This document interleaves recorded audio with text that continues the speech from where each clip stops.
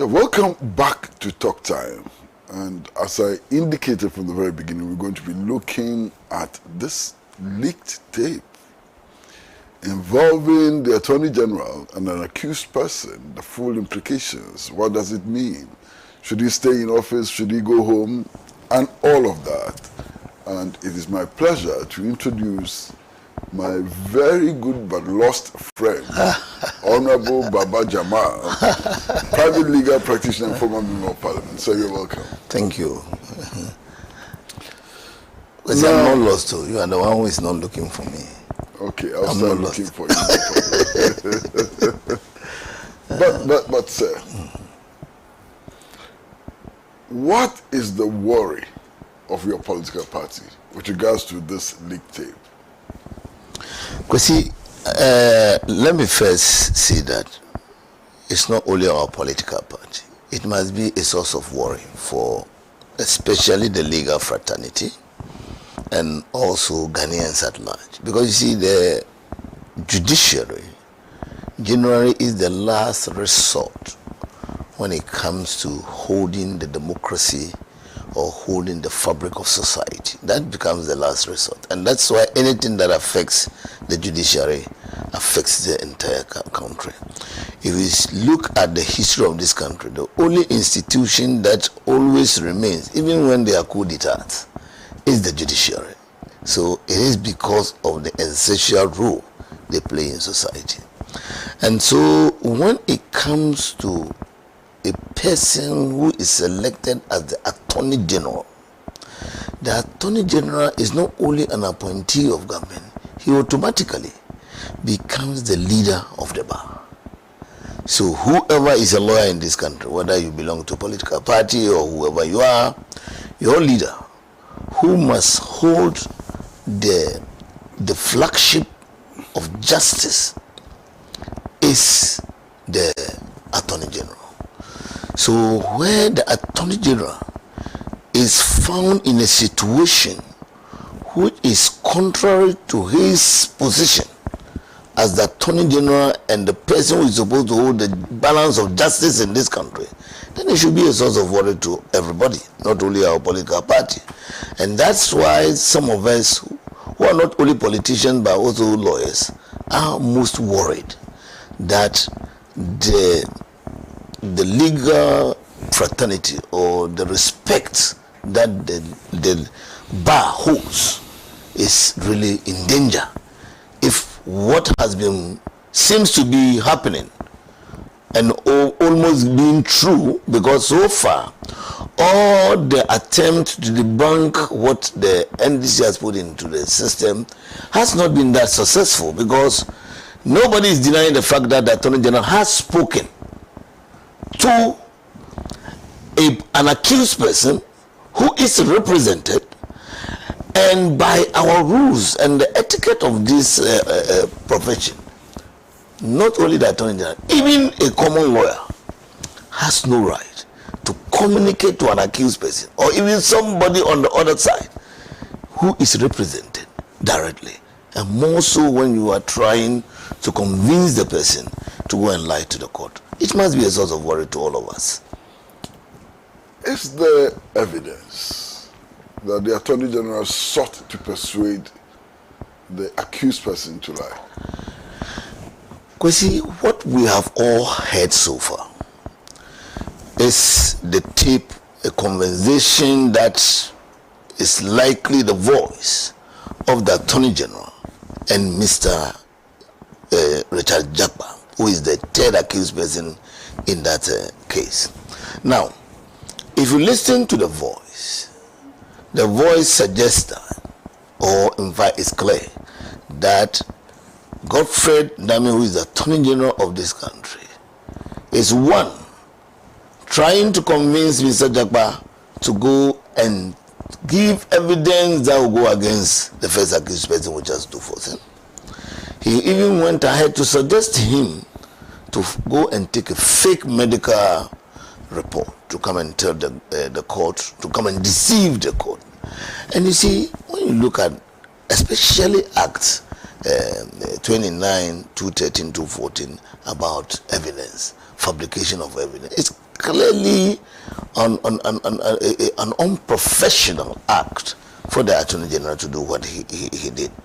So the evidence before us so far, and looking at the attempt by the Ministry of Attorney General Department to debunk it, nobody has told us, or nobody has been able to tell us that there has not been a conversation between a third party.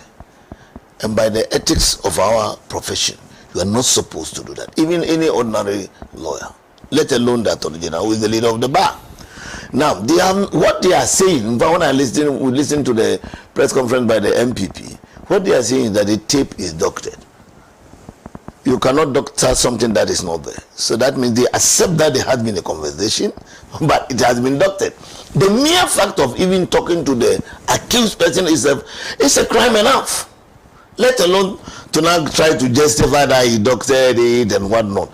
So far what has unfolded before all of us, I think that there seems to be some evidence to suggest some unprofessional act on the part of the Attorney General. So far we have not heard from him personally.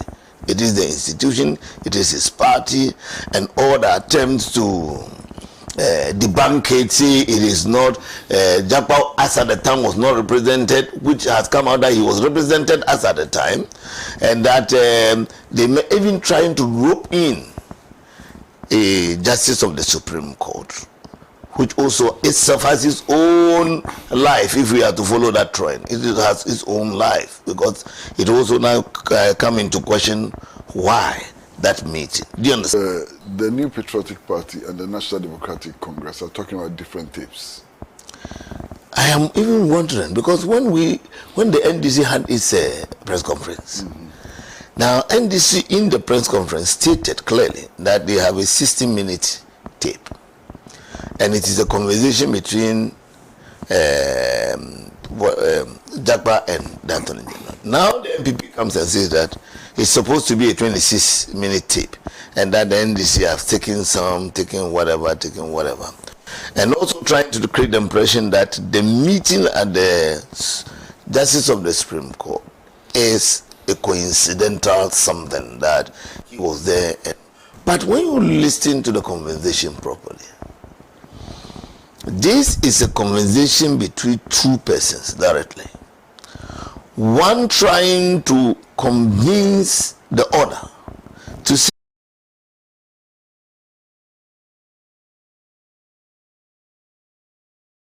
or not guilty. Because if you say I am not guilty, then it means that you are preparing to defend it. But the moment you say guilty, it's implicit that you are going, or a sentence will be passed. In this situation, nobody is saying that. I think that I will liken the situation to what people say in court, that guilty with explanation. You see, they are saying that there was some compensation, but there is an explanation. It has been doctored. But they are saying that conversation took place at the private residence of a Supreme Court judge. But that's not the tape that we are listening. So we are talking about two different exactly. tapes. That's saying that they are giving a rendition on a different scenario, and this tape is talking about a different situation. This tape is purely a two-way conversation between two persons, and one is our Attorney General, who is impressing on an accused person. In the first place, no lawyer has the right by the ethics to talk to an accused person who is represented. That is the underlying factor. We should all understand that. So whether the tape is doctored or not doctored, the professional aspect of it, crime has been committed by the mere fact of even establishing contact with the accused person. That is one.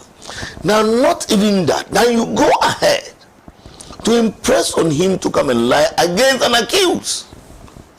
That makes it worse. And more so, another crime that is committed is to impress upon him to fabricate an evidence to a court. That surely think that breaks all the rules of professionalism in the legal fraternity. But, sir, do you also realize that in this particular tape recording, the Attorney General was disadvantaged as against the accused person he was talking to? Because the Attorney General could not tell that he was being recorded. The person in the conversation with the Attorney General knew that it was being recorded and therefore was more careful with his statements and so on. Kwesi, if you were the Attorney General and you knew that your professional ethics does not allow you to establish contact with an accused person who is on trial and engage him on matters that is before the court, then it is even wrong in the first place to have had any conversation at all. Agreed? You understand? Yes. So whether advantage or not, and let me also tell you in the tape, he himself mentioned that it is possible that somebody is recording him. So it means that he was aware that that conversation could have been recorded. He suspected. He wasn't aware. And no, why I'm saying he okay, let me put it this way, that he may be aware. Because for He him, could only suspect. because for him, he is the one who brought up that look, this is a telephone conversation. Somebody may Be recording recording us. Do you understand? So it means that he has come to the realization that it is that possibility. Yeah. But he should have been aware as a lawyer in the first place, who is supposed to conform with the ethics of the fraternity, to know that I'm not supposed to talk to this person. For example, if there had been a tape that came out and the person is saying that, oh, hello, this is a Jakpa, I want to talk to you. Jakpa, you don't need to call me. It is against my profession. Don't do that again. What will you think? That would have given the Attorney General some some pedigree in terms of his integrity. But where you engage with a person for over 15 minutes and you speak about several matters and clearly impressing upon the person to do the wrong thing, that is unprofessional. You should have known better. Do you understand? Because you see, you should have known from the very onset that I need not talk to this man. But it was obvious from the recording that the two of them had been speaking for a long time. That is why the NDC is saying that there are series of conversation. They have made it clear that this is not the only tape. There have been series of conversations. So how many tapes does the NDC have? I can't tell now, but at least I know there is another one.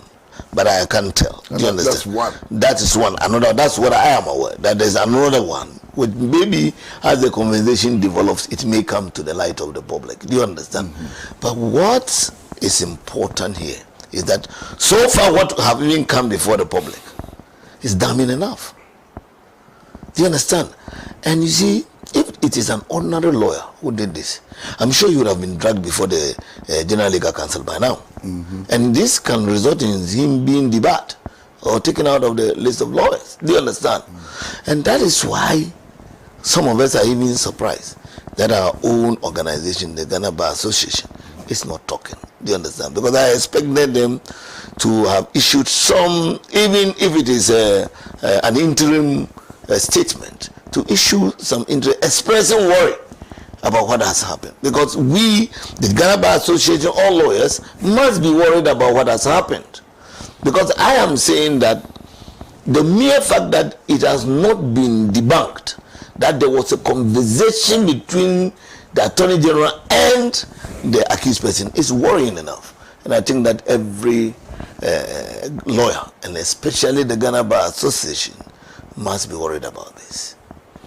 Well, yes, we're going to go for a short break, and when we come back, we would like to invite Honorable Baba Jamal to speak to the responsibilities of the Ghana Bar Association in this matter. Short break.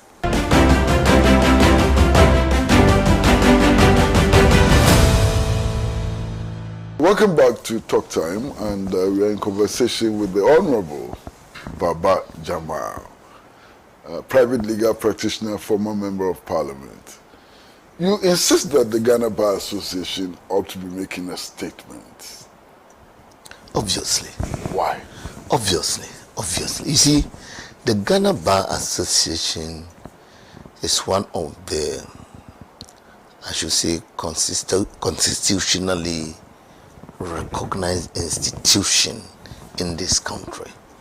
It's one of the organizations that has been around for a long time. And it is not only to champion the cause of lawyers. In fact, the Ghana Bar Association is supposed to champion the cause of society. It has that responsibility. And it has been doing that for some time. We know how the roles Ghana Bar Association has played in the development of democracy, in, protection of human rights and all this in this country. So, when an issue like this, which affects directly the interests of the bar, the interests of the judiciary, the interests of the legal system, the last thing I expect from the Ghana Bar Association is to be silent. This thing has been running for about a week now or more, and no statement, official statement from any member of the Ghana Bar Association. The Ghana Bar Association should be championing this cause to know the veracity of this matter, to authenticate whether this thing really happened or not. But to keep quiet up to now is to be reneging on their responsibility as one of the cardinal policemen of our society in terms of safeguarding our democracy, in terms of safeguarding our judicial system and our human rights. I think that I am a bit disappointed that up to now, nothing like this have been heard from the Ghana Bar Association. But you are a member of the Ghana Bar Association. Yes. What have you done to get your association to take the appropriate measures? You see, Kwesi, when it comes to the organization of Ghana Bar Association, we are all members, yes. And then we have our leadership who deal with matters as they come up from the feedback of our own members. So I'm sure a lot of our members have expressed their view. And like I'm doing here, expressing my view that I expect them to do something. Do you understand? That's the extent to which some of us, especially in our position as known members of a political party, do you understand? You wouldn't want to see me championing a fight for the Ghana Bar Association to go and castigate somebody. But I expect that the Ghana Bar Association, which is supposed to be a neutral organization, which is supposed to know the what, I mean, we all know what will affect the legal fraternity if it happens, and this is one of them. We have heard them on several occasions. We have heard them even on individuals who are supposed to have made statements that affect the judiciary. Do you understand? So why not the leader of the bar? That is our own leader. If this thing affects him, whether it is true or not, but it's a worrying situation, which we need to hear them. Do you understand? I'm not saying they should come and vilify him or castigate. No, I'm saying that their voice must be heard. That what is happening is not in the interest of this country. It's not in the interest of the legal system.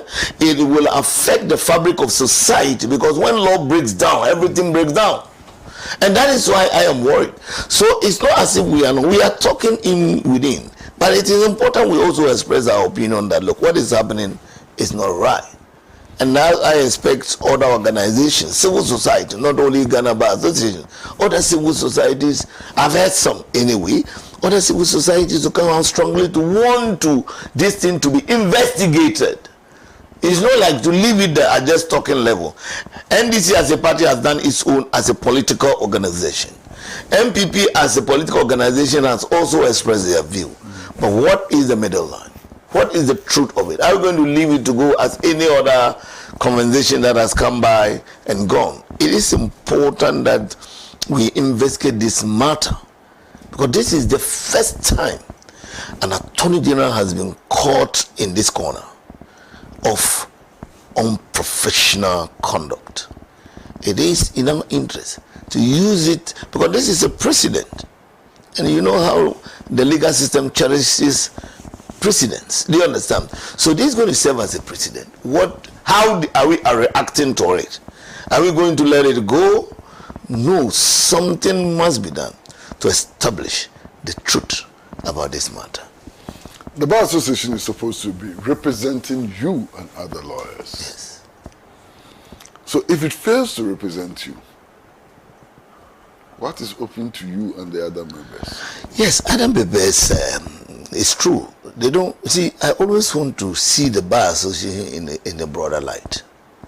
The Bar Association, if you read our constitution and other rules, it's not only to champion the cause of lawyers. In fact, it is supposed to champion the cause of society because of their unique role they are supposed to play in society. You know, when you go into even our traditional system, the person who is the custodian of law is cherished. Do you understand? Because they are the one who hold the balance. And that's why if they fail to do anything, well, like I said, some of us will express our views. I know that there are other lawyers who are also getting together to organize or express their views in several ways, because the rules allow us to also express our views in different ways to ensure that justice is realized in society. So I want to believe that this case will not die like that. Whether Bar Association speaks or not, there will be other conversations around it to ensure that justice is realized. Your party, National Democratic Congress, has called for the resignation or dismissal of the Attorney General, whilst at the same time calling for investigations. Are the two positions, how do the two positions gel? Because you are aware that if there's no investigation, why resignation, why dismissal? Because you are aware that it's not only our party who is calling for his resignation. A lot of people, notably the former director of the law school, who has also called for his immediate resignation. Because you see, it's just like you are in an organization and some prima facie case is established against you. The right thing to do is to step aside, to some interdiction, then investigation can go on. In this case, in political positions, normally there are no interdictions. Do you understand? It is either you are in there or you are out. So that's why the party is asking for him to step aside. Allow the investigations to be done to ensure or to establish what actually happened. Definitely, if he is in position, he will interfere with the investigation. And this is one of the bases why even criminals, when they are hauled before the criminal court, they are refused bail if they have the capacity to interfere with the investigation. And the essence of interdiction is to allow for a neutral investigation. And I think that is why we are calling for that. So it is important that he steps aside, so that, like I'm saying, this is one of its kind, that the leader of the bar has been caught in such an unprofessional conduct. I don't think it should even stay at that if it is established that there's a prima facie case against him, because he has to go to the General Legal Council, because he is a member of the bar and his conduct must also is subject to the General Legal Council. He's also a member of the General Legal Council. No, but it does not mean that if he's a member, he cannot be investigated. Definitely. When you are a member of the board and your matter is going to be discussed, what you do is that you recruit yourself. And then justice is allowed to prevail. So I think that he shouldn't just stay there. You see, the moment he's a member of the General Legal Council by virtue of the fact that he's the Attorney General. Today, if he's no more Attorney General, he ceases to be a member of the General Legal Council. Do you understand? So it is important that he steps aside or be made to step aside by the appointing authority, so that we can have a neutral, fair ground of investigation. You see, I don't want to pronounce him guilty absolute now. Do you understand? Like I said earlier, we've not heard from his own mouth. I am only saying that a prima facie case has been established. So maybe by the principle of ordre partem, he needs to also be given an opportunity to express his views. Well, he's had the opportunity. No, his spokespersons have been speaking, haven't they? The spokesperson is not like him. The spokesperson is not like him. Because as we talk now, it's the institution, the ministry who has spoken, and his party who has spoken, and some individuals speaking for him. But he is still the Attorney General. Do you understand? Officially, he has not made his personal position. Because you see, what people need to differentiate is that this problem or the issue we are talking about is not about the Attorney General Department. It's about an individual who has got himself into this thing that we are talking about. So it's about him. He is the one, because you see, when you go to the Attorney General Department, they have a lot other state attorneys who handle matters. All of us as lawyers have had the opportunity to deal with state attorneys on different sides, speaking and all those things. It's there. But why he has elected to prosecute the case himself? Then, you see, if he was not even the prosecutor on the matter, that might have made it a bit even less bad. But where you are the one prosecuting the matter, and when you look at the genesis of the matter, you rise in court when an accused person is in the box. You rise in the court to accuse the accused person, that he is there to defend the interest of the first accused person, Atuforsen. And that is what provoked the accused person to also reply to reveal what you have been trying to tell him, to lie on him. So you see how it started. So Jakpa was in the box. Then you, as the Attorney General, get up and say, look, we are trying to give evidence in favor of the Atuforsen. Then he said, look, you have even been meeting me at all times and talking to me to lie on him. So he was accused in the court. But there's something in law that is that when you want to object, you object timeously. You don't object when the time is past. So when you are accused and you are present, even if you don't have the evidence there, you need to raise an objection. Then after the objection, you can now even pray the court to say that I'll bring the evidence later. But where you keep quiet, you didn't say anything. The guy says that, look, I want to go on record. In court, when you say you want to go on record, it means that you want it to be evidenced. So when I'm talking to you in court and I say, look, I want to go on evidence, I want to go on record, then the Attorney General in court should have also said, look, my lord, I also object to what he has said. I will see maybe at the appropriate time produce this. But when you keep quiet, it means that what silence means some consent. Do you understand? But I will still want to give him the benefit of the doubt and say that, look, can we say he comes and can also provide contrary evidence? Because what is happening now is Jakpa against him, NDC against MPP. They are making running commentary, but the actual problem is between him to come and debunk. That's why I'm saying that once a prima facie case has been established, then it is important that this matter is gone into, and I don't think that it will be right for him to stay in position whilst we do what, whilst the investigation goes on. No. You see, the New Patriotic Party, the Attorney General himself and his spokespersons assumed that the tape recording which was going to be made available to the public was from the meeting in the Supreme Court judge's house. They assumed that. Yes. In that meeting, there were only 3 people. Yes. Attorney General, Richard Jakpa, and the Supreme Court judge. Yes. Okay.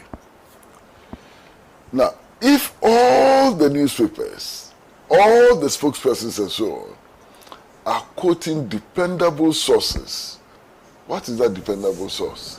You see, obviously, Richard Jakpa would not make statements to implicate himself. The Supreme Court judge would not make statements which are incriminating and would point to the fact that he entrapped the Attorney General. So who is left? You see, that's why I'm saying that. From the audio played by the NDC, the NDC made it clear, and it is in black and white, that this is a telephone conversation. Sure. So it cannot be a recording from a meeting.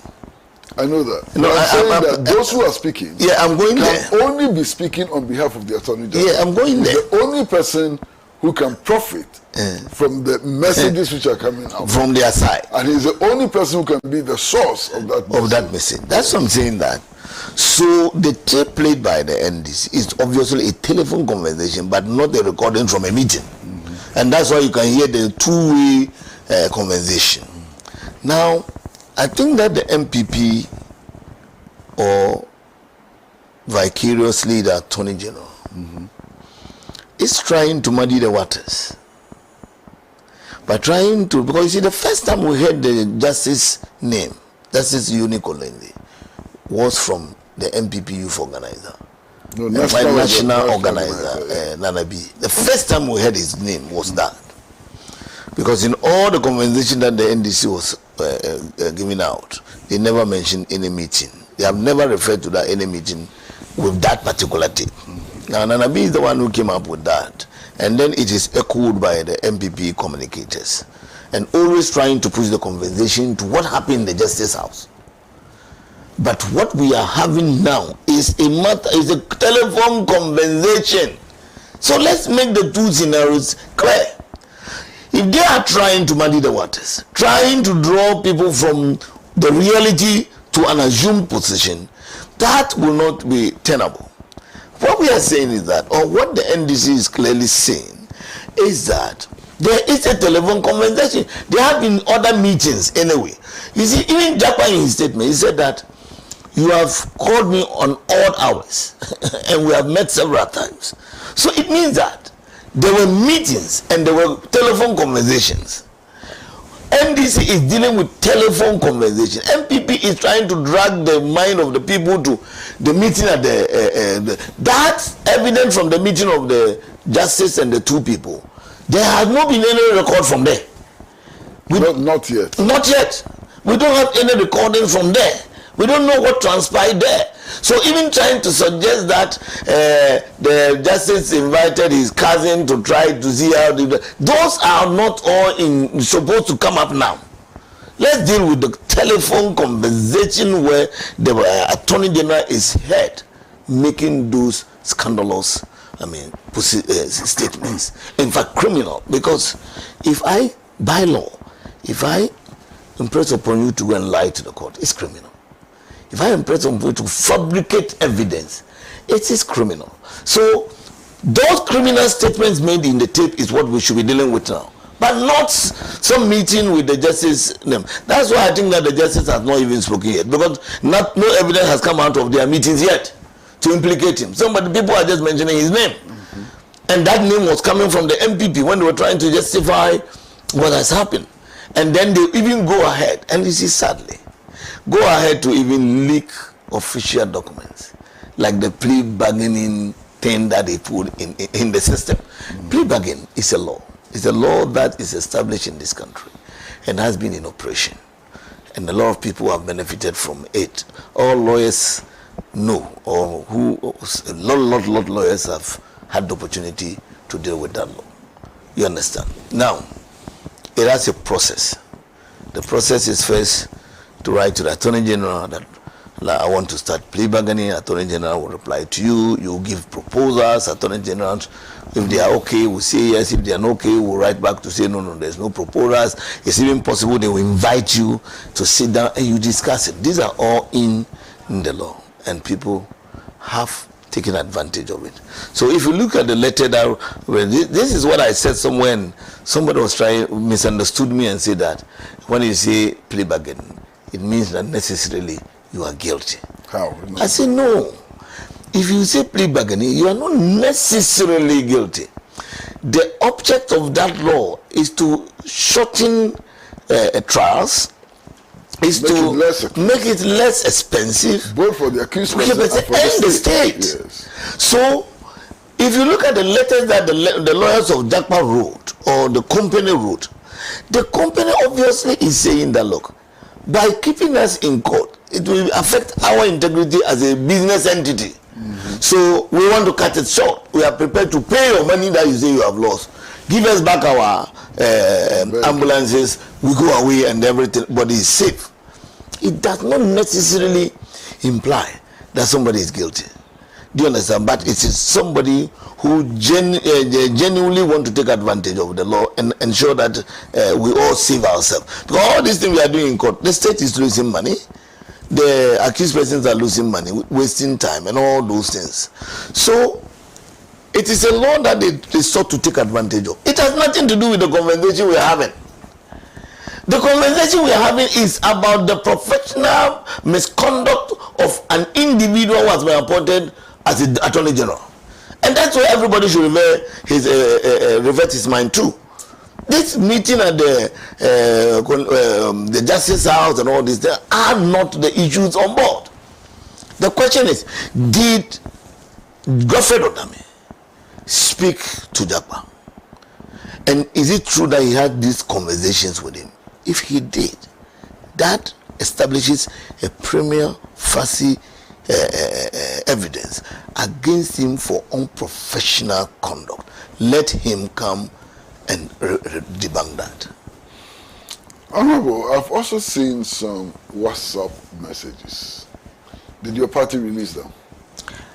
I've seen it people throwing out, and that's where they are referring to as the 26 minutes tip and all those things.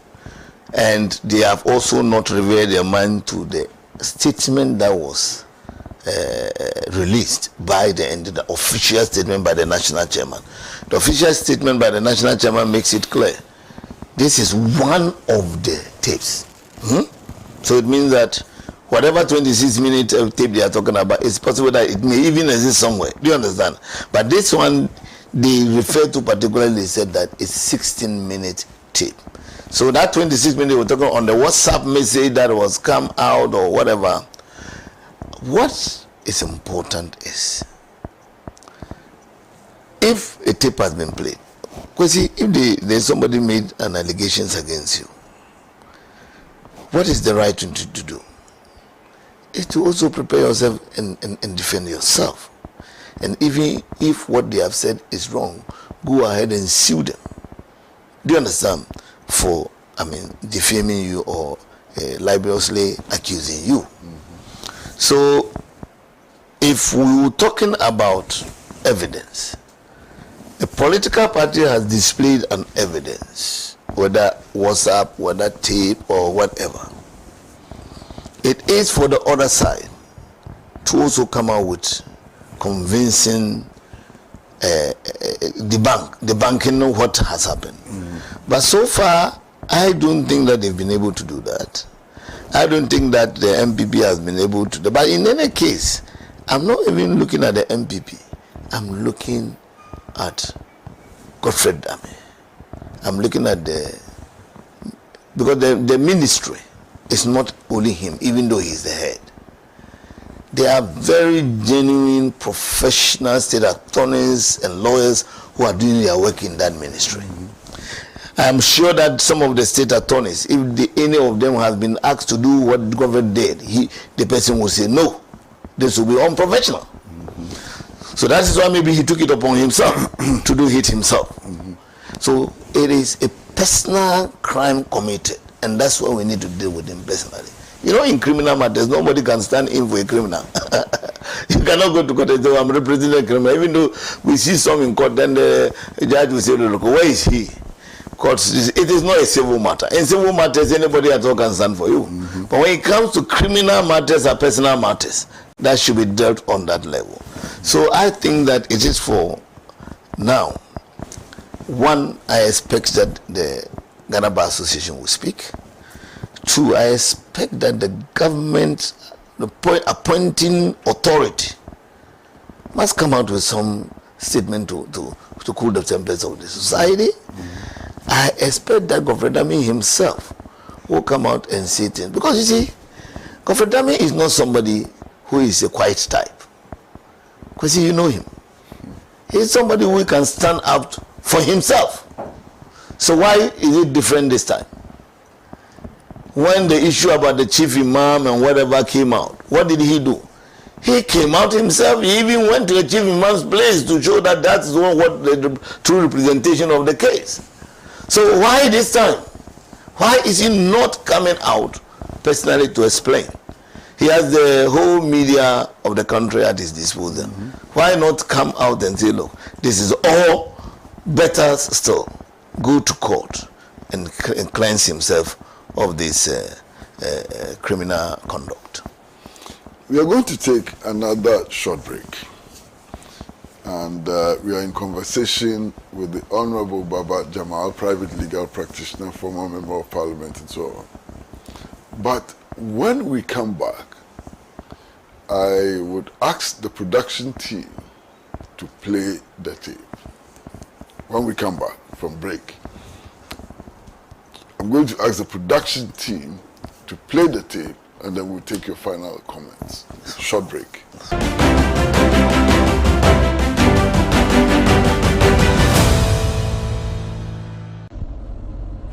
You pay only after the goods have been delivered, because that is also the contract, not so. Yes, but then the financial instrument for the project is an irrevocable letter of credit. So Good. So that credit letter has already been sent. Hold on, no problem. But in my view, that letter of area, the contract requires that you pay by letters of credit, not so. Yes, in addition, we should establish it upon the sign of the contract. So already you have paid. Upon the signing of the contract for every 50 ambulance. Yes. That no, upon the signing of the contract for every 50 ambulance, since there was no advance mobilization, advance payment, that LC was a security that you have to establish ahead. No problem. It's on the contract for every 50 ambulance. It is the contract for every 50 ambulance. Pardon? It is the contract for, I'm saying upon the signing of the contract for every 50 ambulance. Yes. It is the contract for the every 50 ambulance. The contract is for 200 ambulances in tranches of 50. Good, hold on. So that contract for 50 ambulance is different from this one? No. It is, the contract is one contract for 200 ambulances, which has been broken down within the contract for every few, you establish LC for every 50 tranche. So you have 4 LCs for the 200 ambulances. No, that part I disagree with you. But if you look at the terms of the contract, it's quite clear. And it should not be difficult for you to accept, because really it doesn't put you in any problem at all. That does not put you into any difficulty. And you know the Minister of Health, the Minister of Finance. So for me, if you accept that, then it doesn't put you in any difficulty. See, the problem I have in accepting that for you, is that in there are letters that confirm that, both from government and from our principal, that is for every 50 ambulances. That confirms that. And I'll be tendering those letters in. So I cannot go against what the letters say and the contracts say, because I was the agent at that time. Japan Business was the agent. Hold on. LCs on site. Payment shall be in euros. First, we said there shall be no advance payment. Yes. What does advance payment mean? What it means is that you are not the supplier was not going to be paid any cash, any money for him to use in procuring all the accessories and everything to manufacture. So the manufacturer will use his own money to buy the ambulance vans, all the accessories from across the globe, with the security from government being the LC. And the LC has conditions precedent. Hold on. Bridget, yes, advance payment don't mean paying in advance of the delivery of the goods. They said no advance payment. Yes, advance payment means that you are paying before the goods are delivered to you. No, they said no advance payment. Not that there's advance payment. Yes. No advance. Mean that you will not pay. Yes, until the goods are delivered to you, and also. Yes. Yeah, so until the goods are delivered, you don't pay at all. You don't pay. Also. So, and then also it goes ahead to say that payment shall be in a free manner. LCs on site of goods. In fact, what is the even LC on site of goods? What does it mean? What LC on site of goods means is that when you ship the documents, when you ship the goods, when you ship the goods from your port of origin, the bill of lading of the goods is what you use as LC on site of goods means yes. means when the goods have been shipped. They have been shipped. Not And then the goods have been delivered in Ghana. no, when the goods have been shipped, because you have gone, to So do let's go by pre-shipment. that. So what I'm trying to explain is that so you use the bill of lading. You use a bill of lading. On site. You use a bill of Okay, so lading. you establish the LCs after pre-shipment inspection. The one. No. There's no dispute about that. No, the LC is established as soon as you sign the contract. You establish the LC, and that becomes the security comfort for the supplier Now, to invest his money. It says LCs on site of goods are returned upon the signing of the contract. Yes. For every 50 ambulances. Yes. Yes, which contract is this? It's not a contract for every 50 ambulances. So in under this main contract, this was like the main contract. The main contract and, Yes, and LC for every 50 of the 200. You said so. So the contract is not saying that government should establish one LC which is 15.8 million euros for the whole 200 at a go. No, government has a bulk contract of 15.8 million euros. Now this contract will become, the ambulance will be coming in tranches of 50 ambulances. So you establish your LC for the 50. When that 50 have been delivered and everything sorted out and handed over, another LC is established for another subsequent 50 until you finish all the 200. That is what the contract says. So the LC that was established. Even then, no. I don't agree with your explanation. But even then, this your explanation. That's not what happened in this case. Okay, what happened? Yeah, that's not what happened. Yes, because the LC was established even before pre-shipment inspection. Yes. Also, yes. There was no pre-shipment inspection. So, Yeah. so it means there was no basis for the LC to be established in the first place. No. That's really not your problem anyway. Right, that place, Yeah. in that particular place, you are getting it wrong. If you may have patience for me to explain to No, you. no. You are getting it wrong there because when you establish LC, the LC had conditions precedent for it to be honored, and the condition precedent states that you can only cash the LC when you present shipping documents, which is bill of lading, to the Ghana International Bank of the buyer before the LC can be honored.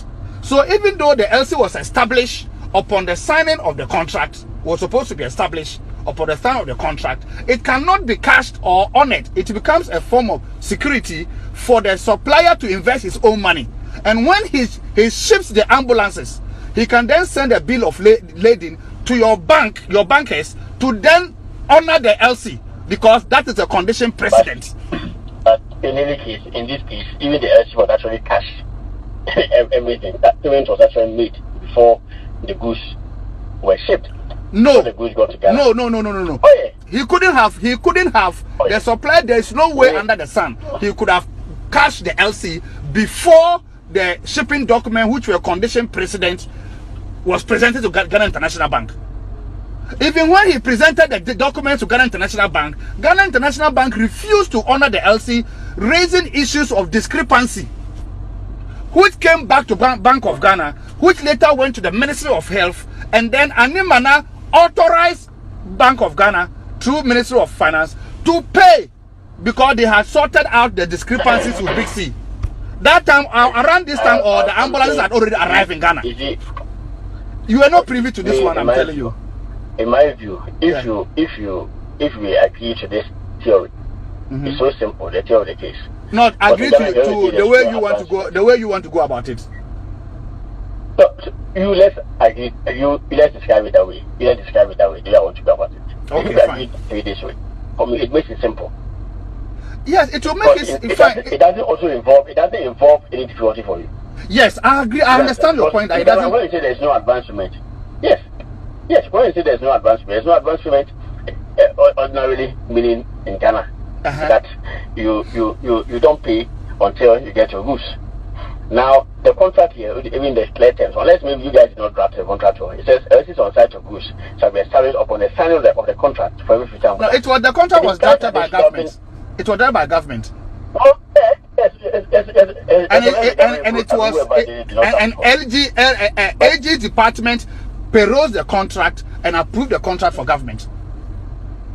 It is not a problem whether they approve it. Every contract is actually approved before later when they are implementing it, then problems. You see, what the difficulty I have with your position is that, you see, frankly speaking, fine, as you are saying, if I agree to your position, how you want to go about it and how you want me to go about my answering questions and things, if I go by that way, frankly speaking, I'll be dishonest, because I know that is not how it's supposed to be, and I'll be dishonest, in such a way that I'll be assisting for someone I know is completely innocent about this. For example, Ato Forson, to be jailed because I knew something was wrong, was not the way, and I decided to keep quiet and to answer the question in a way that will make your case better for you to jail him. I'll be battling with my conscience. That is the problem I'm having. Anytime you bring up this issue with Yoni Kulende, when I went to Yoni Kulende's place, anytime you bring this issue, that is my problem I'm having.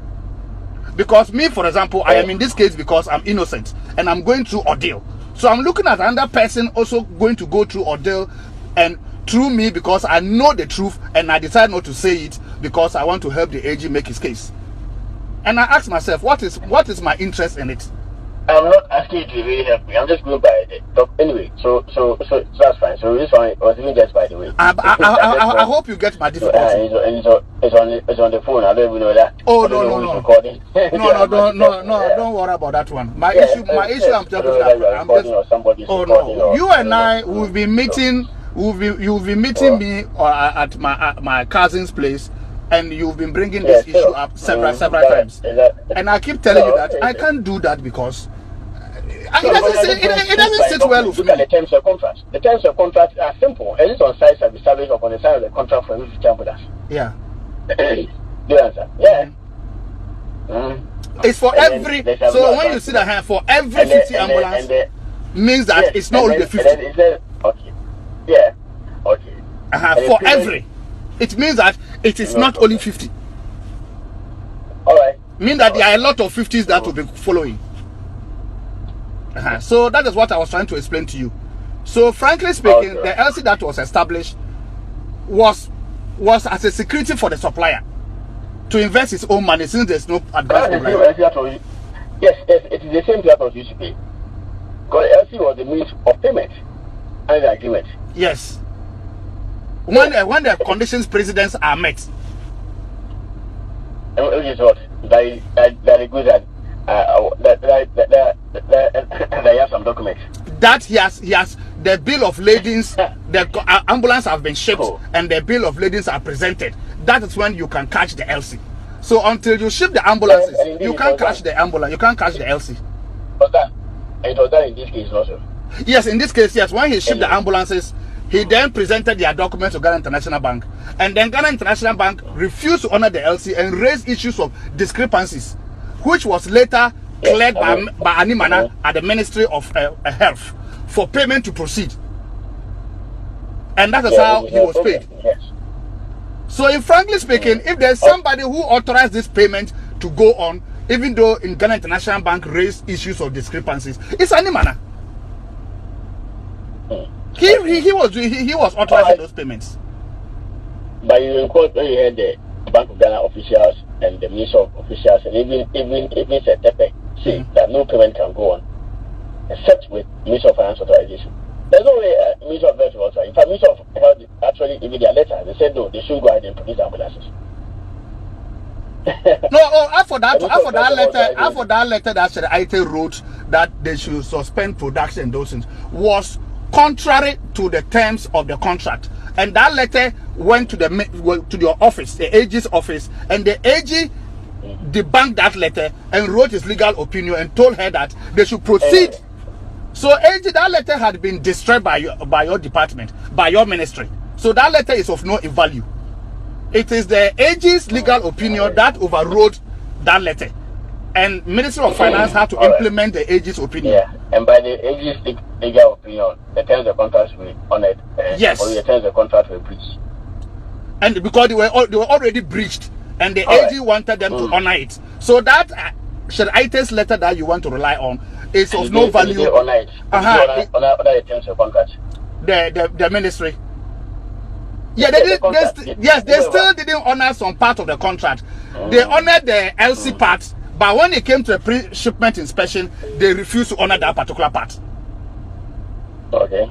So they waive their right to go and inspect. And then they turn around and blame people for you not going to inspect to rectify any manufacturing defect that the pre-shipment inspection was meant to kill.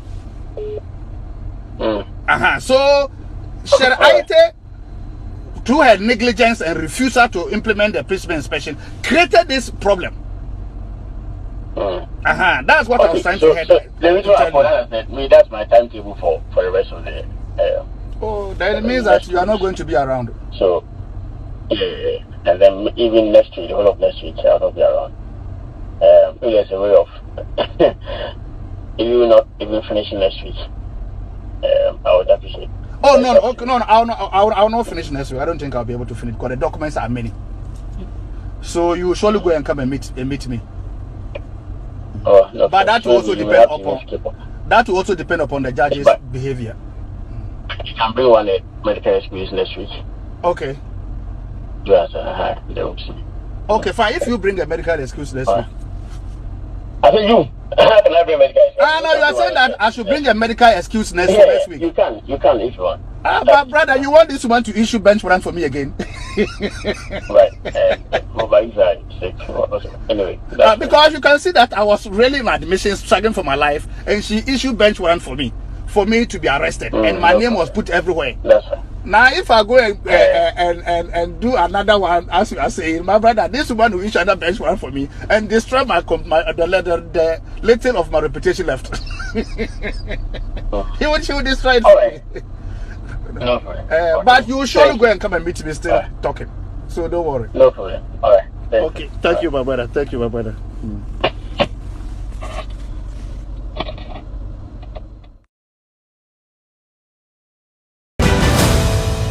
Welcome back to Talk Time, and we are in conversation with the Honorable Baba Jamal, former Member of Parliament, private legal practitioner. Now, Honorable, you've heard the tape. Your final comments. You see, what I will say is that, like I said earlier, from the tape, and if I should also juxtapose it with what MPP has done, did not or clearly establishes a premier facie case against the Attorney General, which requires some further investigations into the matter. And if any investigation is to go on, it is professional, or it will be better, in fact, it is the right thing to do for him to step aside himself, or whoever appointed him, make him to step aside. It is a scandalous situation that has the tendency of undermining the justice system in the country. It is a situation that every well-meaning Ghanaian must be worried about. We are not, like I say, I have said from very onset, and I won't pronounce final judgment on him. I'm just saying that premier facie case has been established. So it is important that we come to the finality of this matter, in the interest of the justice delivery system in this country, in the interest of the country. Otherwise, it only means that all other prosecutions that will go on by the state will be thought to be some hoax or some sort of jokes that people are just using it to persecute people. But that impression must not be made. The state is the state. We have made it clear that we are not in support of forcing to say that you should not prosecute him. No. We are not saying that there must not be prosecution by the state. If there's something wrong, something untoward, it must be prosecuted. But we are against persecution. Do you understand? And from what we have established, it's a clear persecution matter. It's not prosecution again. Because see, if whatever you do, you see, there's a maxim in the law fraternity that says that it's better to allow 1,000 criminals to go than to imprison one innocent person. Do you understand? So if that is true, then it will be bad for a person who has been accused to know that somebody is telling somebody to come and lie on me, And if even finally, even if he's getting his due, it will be under the impression that there was a concoction against him. I want to believe that. Under normal circumstances, should be a candidate for mistrial. I think that the lawyers for the accused person, some have filed a mistrial because of the circumstances. And even that makes it worse. That as a result of the unprofessional conduct of the Attorney General, there has been a mistrial. That's why we are saying that there must be an investigation into the matter. The Attorney General must step aside.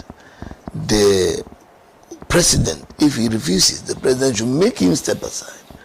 The President himself must be, as a lawyer, of course, as a lawyer, must be interested in this because he has been an Attorney General before. He must know that as the chief advisor of the state, if this is what you are engaged in, I don't think that you deserve to be there.